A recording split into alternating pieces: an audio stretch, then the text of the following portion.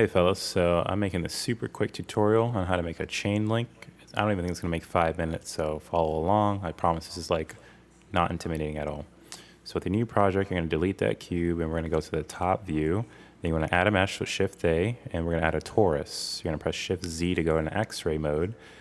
And we're gonna go to edit mode and then select the bottom half of this torus and use G to grab and just move it down a bit so it looks like a chain.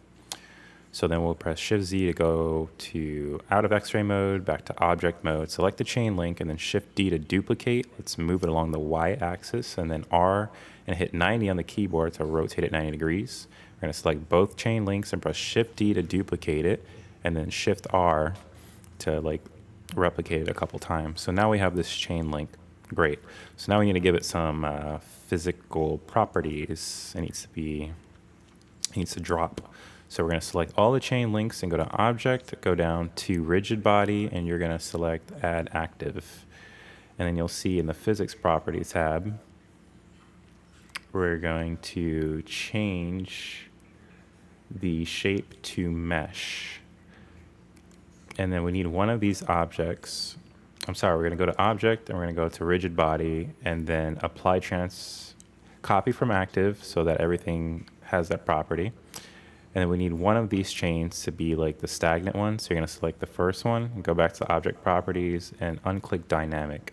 And then from here, just press Spacebar on your keyboard and you'll see it'll drop just like that.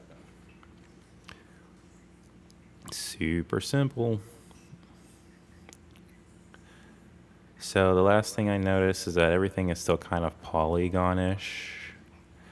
And that's fine and all, but let's, make this look a little bit better. So I'm going to select everything, go to Object, and shade Smooth.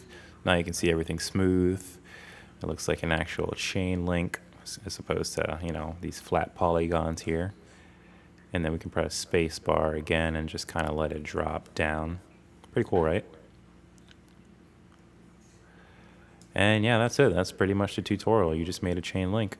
You can do a bunch of other stuff, like change the texture of the chains and make it look, metallic or whatever, but I'm not really going to focus on doing all that on this tutorial. So I want to say thanks to you guys for following along and stay tuned for more.